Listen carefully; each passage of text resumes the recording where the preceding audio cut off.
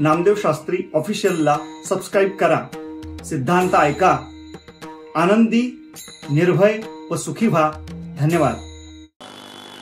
म्हणून काल तुम्हाला मी सांगितलं, आपुली आपण करा सोडवून. आपण याच्याकरता आलेलोच आहे. ज्ञानोबांचे आई वडील कुठे होते, ज्ञानोबांच्या आजोबांनी काय केलं, ह्याच्याकरता थोडंच आपण आळंदीला आलेलो आहे. ज्ञानेश्वरीत काय आहेत हा आमचा भाग महत्वाचा आहे. गाथ्यामध्ये काय दिलेले तिथं आम्ही माथा लावतो. परंपरा शोधत जाण्यामध्ये काही विशेष रस असतो अशातला काही भाग नाहीत. आणि भूतकाळ शोधला जात नाही, तर्क केला जातो. भूतकाळामध्ये तुम्हाला काही दिव्य दृष्टी नाही की तुम्हाला ते चरित्र पिक्चरप्रमाणे तुमच्या डोळ्यापुढे येईल. ह्या गोष्टी चुकीच्या आहेत.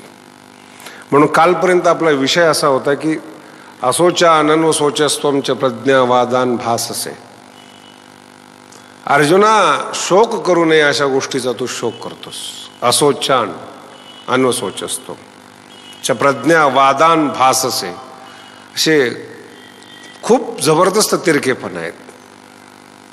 भगवान म्हणतायत, तू जर पंडित असतास ना मला काही वाटलं नसतं. तू मूर्ख आहेस आणि तुझ्या तोंडामध्ये पंडिताच्या गोष्टी येतात. प्रज्ञावादान भाससे. प्रज्ञावादान म्हणजे बुद्धिमान माणसाच्या गोष्टी तुझ्या तोंडातून येतात. म्हणजे आता हे आपल्याला व्यवहारात अनुभव असतो. माणूस मूर्ख असतो पण 2-4 ओव्या पाठ केलेला असतो. काही बोलायला गेले की ओवी पुढं करतो. काही बोलायला गेले, एका वारकरी तर मी ज्ञानेश्वरीचा अभ्यास करत होतो, पाठ करत होतो. मला म्हणे ज्ञानेश्वरी पाठ करून काय होणार आहे. मी म्हटलं काय झालं. तुकोबा राय म्हणतात, तुका म्हणे ते भजन प्रमाण काय थोरपण. आमची विद्वत जाळून टाकली तिने एका अभंगाबद्दलच. काय थोरपण जाळावेत. याच्याकरता अभंग आहेत का. परमार्थ न करणाऱ्या माणसाचं मोठेपण अयोग्य आहेत असं तुकोबारायला सुचवायचंय. शब्द नीट आहे का. परमार्थ सोडून ज्यांचं मोठेपण मोठं आहेत, परमार्थाच्या अतिरिक्त जे स्वतःला मोठे समजतात त्यांच्याकरता प्रमाणे वारकऱ्यांनी वारकऱ्याला जाळायचं का. त्यांनी काय थोरपण जाळावेत हे काही भूषण आहे का. बरं एवढंच पाठ आहे. त्याला विचारला अभंग कुठल्या अभंगातून सुरुवात होतो ते माहीत नाही. याची सुरुवात काय माहीत नाही, पण तुकोबारायचं आहे. हे चुकीचं आहे. यालाच म्हणतात प्रज्ञावादान भाससे. ऋषी मुनींनी काही तत्व शोधून काढलेले आहेत.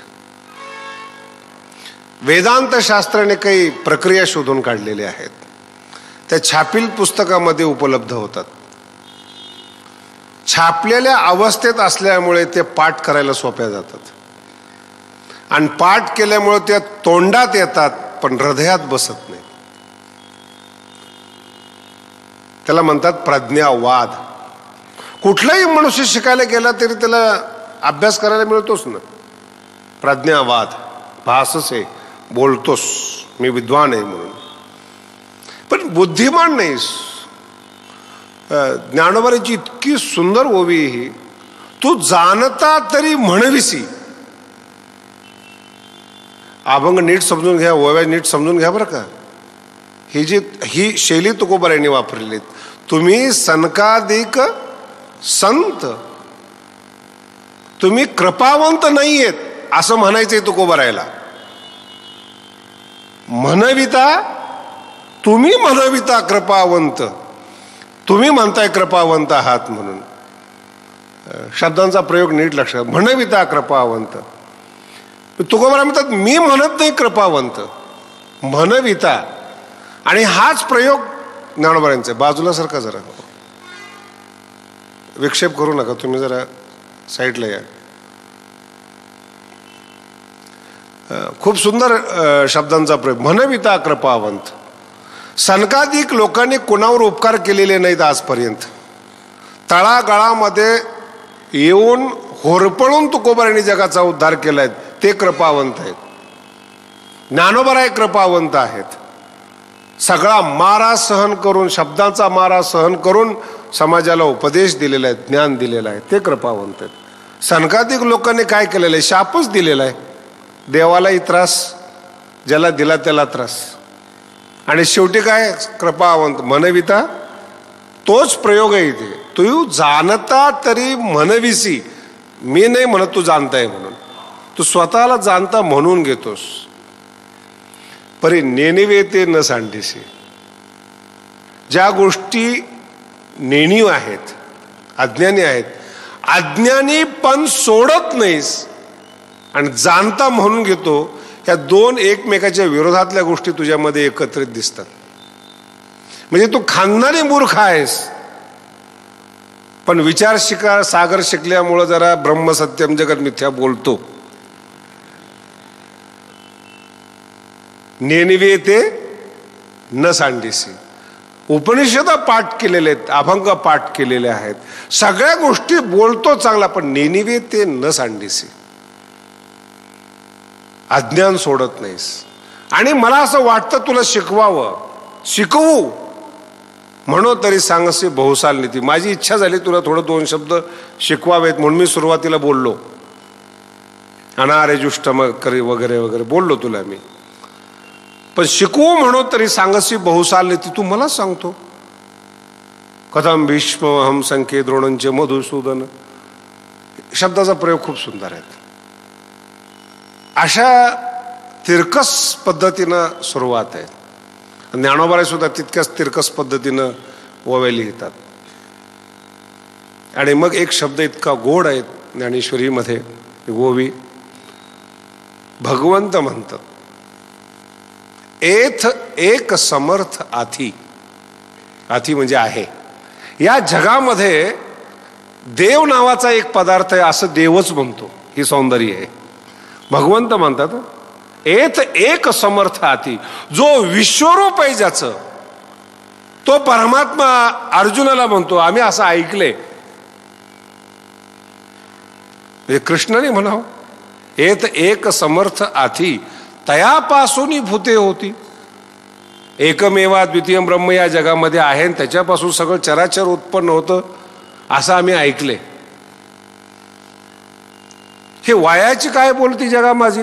एक तर तू खरा बोलत असशील कारण की तू मारणार आहेस, आणि मारणारा जो कुणी एक आहेत, निर्माण करणारा जो कुणी एक आहेत, तो या जगात आहे असं आम्ही ऐकते. ते एक असत्य असेल किंवा तुझं बोलणं असत्य असेल. दोन असत्य ते एकत्रित होऊ शकत नाहीत. म्हणून सत्य काय ते शोध. आणि अर्जुना हा तुझा मूर्खपणा आहे, आत्मा मरत नाही आहे. म्हणून काल मी सूत्र सांगून गेलो तुम्हाला की चित्त जे आहे ना ते आपल्या पुण्याचं आणि पापाचं चित्र चित्तामध्ये कायमस्वरूपी स्थिर होतं. आणि त्या चित्राला ओळखणारा चित्रगुप्त असतो. गुप्त असणारं चित्र जो ओळखतो तो चित्रगुप्त. आणि आपल्या चित्तामध्ये असतं ते.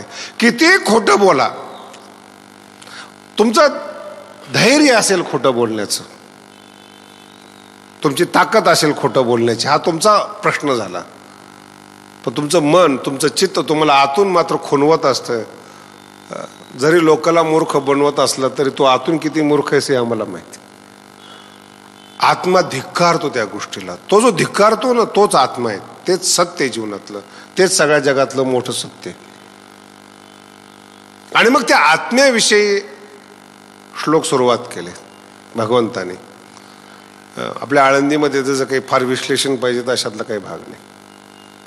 आत्मा म्हणजे काय आहेत, न मरणारी वस्तू आहेत. आत्म्याचा जर मृत्यू मानला ना तर कर्म प्रपंच सगळं नष्ट होतो. आत्मा नष्ट होणारा जरी मानला तर केलेलं कर्माचं फलभागी कोण होणार. महिमनामध्ये खूप सुंदर सांगितले, क्वकर्म प्रध्वंस्तम फलते पुरुषाराधनमृते. आज कर्म केलं आपण आणि ते कर्म उद्ध्वस्त झालं, कालांतराने ते फळ देतं. हे कसं शक्य आहे. ते आत्माच राहत नाही तिथे तर तो फळ देणारा कोण आहेत, भोगणारा कोण आहेत.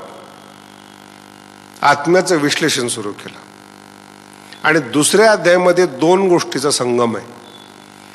एक कर्मप्रधान आणि एक दुसरं ज्ञानप्रधान. आत्मा जाणणारे ज्ञानी माणसं कर्माला किंमत देत नाहीत. आणि एक वर्ग असा या जगामध्ये जो कर्माला प्रधान मानतो. वेदाधारे बोलती केवळ कर्म प्रतिष्ठते. खूप सुंदर सांगितले ज्ञानोबाने. 2 आणि खूप सामान्य भाषेत तुम्हाला सांगतो, कर्मच जीवन आहे असा म्हणणारा एक वर्ग आहे. एत ईश्वरा वाचोनी कही अनेक सर्वथा लानी नाही. लानी म्हणजे आश्रय. या जगात ईश्वराशिवाय अधिष्ठान नाही असा म्हणणारा ज्ञानी वर्ग आहे. आणि कर्माशिवाय या जगाला आधार नाही असा म्हणणारा एक वर्ग आहे. या दुसऱ्या अध्यायामधल्या 2 गोष्टी आहेत आणि एकत्रित सांगितल्या कृष्णाने, एकत्रित सांगितले. कधी कधी काय होतं, मुलगा जर 4थीचा असला आणि जर MAच्या गोष्टी सांगितल्या ना, तो कन्फ्यूज होतो त्याचं, हे खरं का ते खरं. मग तो म्हणतो हे खरं का ते खरं. खरं एकच असतं, 2 नसतंच. समजण्याकरता दृष्टांत दिलेला आहे. समजण्याची शैली बदललेली आहे, समजण्याचा प्रभाव बदललेला आहे. आणि जेव्हा दोन्ही गोष्टी सांगितल्या जातात, कर्मप्रधान जीवन असलं पाहिजेत आणि ईश्वर प्रधान जीवन असलं पाहिजे. कर्मप्रधान जीवन असणारी लोक कर्माला फार चांगलं मानत नाहीत. ज्ञानी लोक का मानत नाहीत? कर्मप्रधान लोक इंद्रियाला प्राधान्य देतात. मानसशास्त्राचा सर्वात मोठा सिद्धांत ज्ञानोबा या ठिकाणी मानतात, माणसं बिघडतात का? एथ नेनावया हेच कारण चकारात्मक आहेत. जे इंद्रिया अधीनपण, माणसं ज्ञानी आहेत शब्दामच्या बाबतीमध्ये, पण इंद्रियाच्या अधीन आहेत. अतिशय सुंदर शब्द आहेत. एथ नेनावया हेच कारण, जे इंद्रिया अधीनपण, इंद्रियाच्या आहारी गेल्यामुळं. इंद्रिया अधीनपण म्हणजे काय? डोळ्यांनी सांगितलं पिक्चर पाहायचं आहे, कीर्तन सोडून देतो. कानाने शब्द ऐकायचा ठरवला, सोडून देतो, सगळं सोडून देतो. एक एक इंद्रियाच्या आहारी जातो. या 2 गोष्टीला आपल्या वारकरी संप्रदायात जे रूपक मिळालेले आहेत त्याचंच नाव आहे आंधळा आणि पांगळा. डोळ्यांनी दिसत नाही त्याला, किंवा मन जे असतं मनाच्या मागे जातो. पांगुळ झालो देवा नाही हात ना पाय, मनाचा. आणि मनाच्या मागे धावताना काही सामान्य विषय काय? खेटीता कुंप काठी खुंट दरडी, कशातून माणूस ओरखडत जातो, महाराज ओढला जातो. असा घामाघाम होतो, दुखी होतो, तणावग्रस्त होतो. जगाला वाईट म्हणत नाही तो, लोक वाईट आहे असं सांगतो. इंद्रिया अधीनपण. आणि कर्माचं फळ भोगावंच लागतं. चांगलं कर्म असेल अथवा वाईट कर्म असेल, भोगावंच लागतं. आणि ईश्वराला प्रधान मानणारी जी संत मंडळी आहेत, ज्ञानी मंडळी आहेत, ते कर्माकडे दुर्लक्ष करतात. हा दोन्ही सिद्धांत एकाच अध्यायामध्ये आलेले आहेत. कर्माकडे दुर्लक्ष करतात, ईश्वराला प्राधान्य देतात जीवनामध्ये. जरा थोडं अनुकूल वाटलं अर्जुनाला. बरेचसे श्रोते असे असतात, ऐकणं सोडून देतात आणि वक्त्याला पकडण्याचा प्रयत्न करतात. ही श्रोत्यांची पहिली अवस्था असते. नेमकं चुकतो कुठे? आणि अर्जुन जो आहे ना, अजून असा पक्का झालेला नाही, तो श्रोता आहे. तो देवावरच कुरघोडी करण्याचा प्रयत्न करतोय. 2ऱ्या अध्यायामध्ये देवच म्हणला कर्मापेक्षा ईश्वर श्रेष्ठ आहेत. इंद्रिया अधीन न होता, कर्म न करता ईश्वराला मानावं, ईश्वराला श्रेष्ठ मानावं, ज्ञान प्राप्त करावं. आणि त्याचं वर्णन करत असताना अर्जुनाने फसवलेलं आहे. देवा, ईश्वराला मानणारी लोक कसे असतात? अर्थ लक्षात आला? ईश्वराला मानणारी लोक कसे असतात? त्याला वेगळा शब्द वापरलाय, स्थितप्रज्ञ. वेगळा शब्द येतो. देवाला मानणारी कसे असतात? स्थितधिक किम प्रभासेत किमासीत किम व्रजेत. त्याचं चाललं बोललं कसं असतं? देवाच्या लक्षातच नाही आलं की याला काय म्हणायचंय. संताविषयी जर मौलीला विचारलं आणि देवाला विचारलं, हृदय भरून येतं. अर्थ कळालं तुम्हाला? 2 लग्न झालेल्या जर बायका एकत्रित आल्या, कदाचित नवऱ्याबद्दल चांगलं बोलणार नाहीत, पण नवऱ्याबद्दलच बोलतील. याचं नाव आहे प्रेम.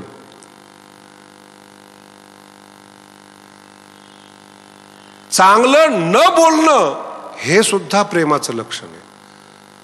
हे आपल्या डोक्यातच बसत नाही. आणि ही दुसऱ्या अध्यायातला जो मानसिक सिद्धांत आहे तो हा सगळ्यात मोठा हा सिद्धांत आहे. शत्रू मानू नका कोणाला किंवा मित्र मानू नका कोणाला. या मागचा उद्देश हा आहे. एखाद्याला जर तुम्ही शत्रू मानलं तरी तो हृदयातच बसतो. शत्रूला सुद्धा हृदयात जर जागा मिळाली तो शत्रू राहत नाही. आणि मित्र आहे त्यालाही हृदयात जागा आहे. काय फरक आहे शत्रू मित्रामध्ये? मित्र जवळ येऊन वेळ खातो, शत्रू जवळ नसून तुमचं आयुष्य खातो. सारखं तुमच्या डोक्यात बसलं. कंसाचं काय उदाहरण दिलेलं आहे? मानसशास्त्र काय सांगतं तुम्हाला? म्हणून परमार्थामधला जो एकांत आहे त्या एकांताच्या मागची मानसिकता आहे शत्रूही नको आणि मित्रही नको, वेळ जायला नको, हृदयात कुणाला स्थान न देणं याचा अर्थ आहे वैराग्य. वैराग्य म्हणजे काही गोष्टी सोडणं म्हणजे वैराग्य नाहीत. काय सोडणार तुम्ही? हृदयात आहे ना तुमच्या. एकादशीच्या दिवशी उपाशी राहिले आणि संध्याकाळी जर झोपेत जेवायचं स्वप्न पडलं तर झाले का एकादशी? जिलेबी दिसली, लाडू दिसला, एकादशी. दिसलं काय तुम्हाला? नाही दिसू द्या हो, पण एकादशी. एकादशीचं स्मरण करावं लागतं आणि मन आपोआप अन्नाकडे जातं. हे वैराग्य नाहीये. याला वैराग्य म्हणत नाहीये. दुःखेषु अनुद्विग्न मना. दुःख येतं जीवनामध्ये, प्रत्येकाच्या जीवनामध्ये दुःख येतो. अनुद्विग्न मना, उद्विग्न होत नाही. त्याचं काम ते करतं, येऊन जातं. सुखेषु विगत स्पृह. आणि शब्दांचा प्रयोग नीट ऐका. वीत राग भय क्रोध. आसक्ती ज्याची गेलेली म्हणजे मित्रावरचं प्रेम ज्याचं गेलेलं आहे आणि शत्रूचं भय ज्याचं गेलेलं आहे तो वैराग्यवान. इतके छोटे छोटे शब्द येते. वीत राग भय क्रोध. स्थितधीर मुनी उच्यते. त्या माणसाला मुनी म्हणा. रागवतच नाही. राग येत नाही असं नाही महाराज. तुकोबाराय सगळ्यात जास्त रागीट होते. ज्ञानोबाराय सगळ्यात जास्त रागीट होते म्हणून कॉम्प्रोमाइज केलं नाही. नाही कळतं तुम्हाला? सगळे पैसे गेले तुकोबारायांचे. सगळे लोक बोलायला लागलेत. निर्लज्ज असताना तर पुन्हा संसार सुरू केला असता. सलज्ज होते तुकोबाराय. हे मूर्ख माणसं आहेत. हेच माणसं माझी सेवा करत होते पैसे असताना. हेच माणसं माझ्या पुढं पुढं करत होते. हीच पत्नी माझ्यावर प्रेम करत होती. नसेल पैसा, मी काही जुगारीमध्ये घालवलेला नाही. नसेल पैसा, मी काही दारूमध्ये घालवले नाहीत. लोकोपकाराकरता घालवलेले आहेत. दुष्काळामध्ये माणसं उपाशी होते, त्यांना मी दान केलेला आहे पैसा. आणि त्या दानाची ह्यांनी अवहेलना करावी हे नकोच. हा राग आहे, हा स्वाभिमान आहे. अशा माणसाचा संपर्क नको, अशा माणसाच्या सानिध्यात राहायला नको. हे जीवन आहे. एकदा माणसं कळाले पुन्हा त्या माणसात जात नाही माणूस. सोडून दिलं त्यांनी. आपलं काय होतं, सकाळी बायको बरोबर भांडण होतं, नाश्ता बरोबर नाही. दुपारी फोन करून होतो तुझं मूड ठीक आहे का नाही. आणि संध्याकाळी थोडं तळलेला पदार्थ केलं की तो दुसऱ्याला सांगतो आमच्या बायकोसारखे. रोज हेच. मनात राग आहे, सोडण्याची ताकद नाही. वीत राग नाही आहे, भय क्रोध नाही आहे, गेलेला काहीच नाही त्याच्यामध्ये. आणि संसार सुद्धा असा सुंदर आहे महाराज, तुम्हाला काय सांगायचे. बरेच ब्रह्मचारी मुलं आहेत, त्यांच्या लक्षात येत नाहीत ह्या गोष्टी. संसार आहेत ना सगळ्यांचा सारखाच असतो. लग्न झालेली माणसं जर एकत्रित आली ना ती एकमेकाचं सुख दुःख सांगतात. आणि ब्रह्मचारी पोरगा असेल ना तर तो विचारतो काय चाललंय तुमचं. कळत नाही तुला, ग बस. महाअज्ञानी.